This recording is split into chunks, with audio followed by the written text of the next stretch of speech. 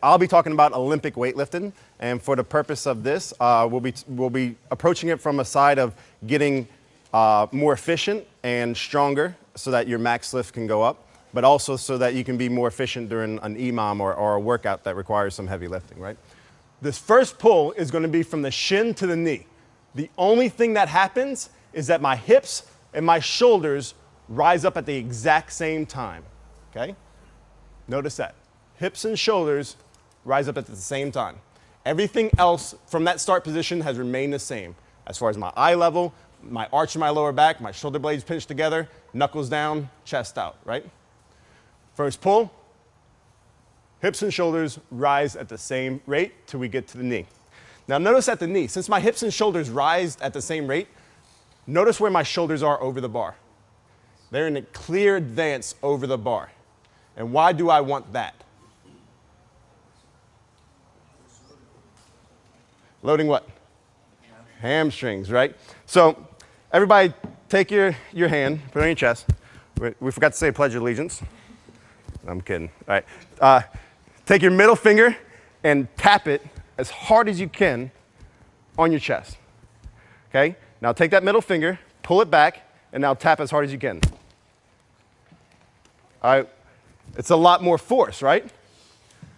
But what did I do? Did I create more muscle in my finger?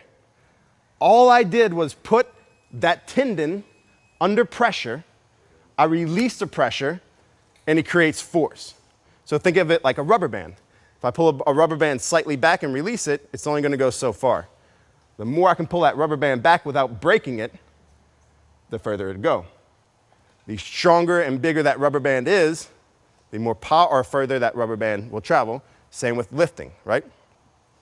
That's why you see a lot of weightlifters doing a lot of good mornings and extra hamstring work, like glute ham development that you'll see in our programs, because you need to get extremely strong at that position with the shoulders over the bar. If your hamstrings are weak, you're not going to be able to successfully lift the weight, right?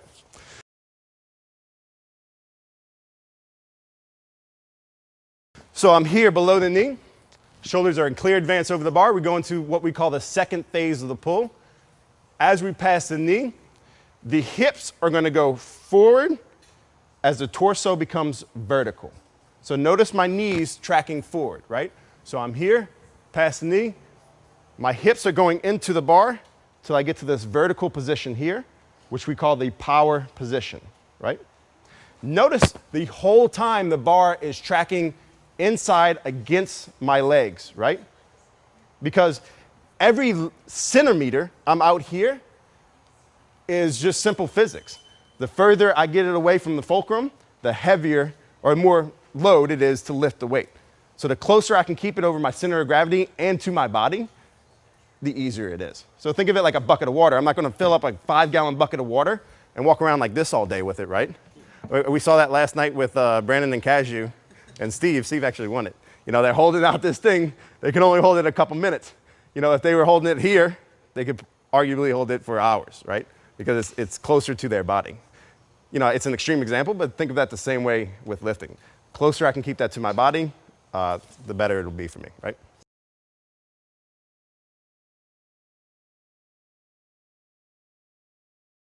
All right, we go into the last phase of the pull, which will be the jump shrug. Okay, so I'm here, torso is vertical.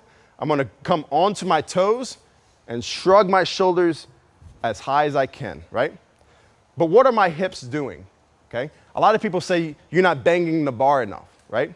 Well, actually, you don't want to bang the bar because what happens is the bar then travels in this pattern that loops all the way around, right? What actually happens with my hips is my hips go forward and up. And that last moment, they scoop underneath the bar. That scoop is what allows the bar to travel upwards. If I just was here and just did this, what happens? It loops around. It gets away from my center of gravity. Ideally, I want that barbell to travel straight up here and lock out overhead, right?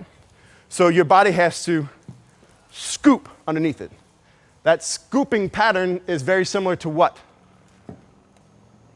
A vertical jump, right? I'm not going to vertical jump like this, right? to where I might get a little high, but I'm definitely traveling that way. I'm gonna jump here, that very last moment, my glutes fire, in that scooping pattern to shoot me straight up. And in weightlifting, it's the same thing, right?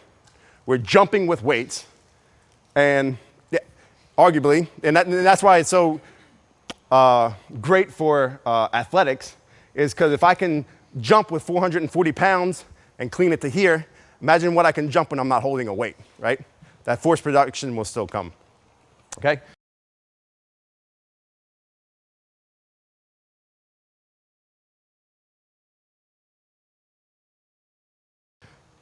So these are the 3 phases of the pull. So as I finish the pull, you always hear Coach B says, keep the bar close and elbows are gonna go up and out, right? Luckily, I kept that position the whole time where my knuckles were down and my chest was out, which allowed what? Watch my elbows. If my knuckles were here, where are my elbows? So how am I gonna finish? Like this. Does that seem powerful?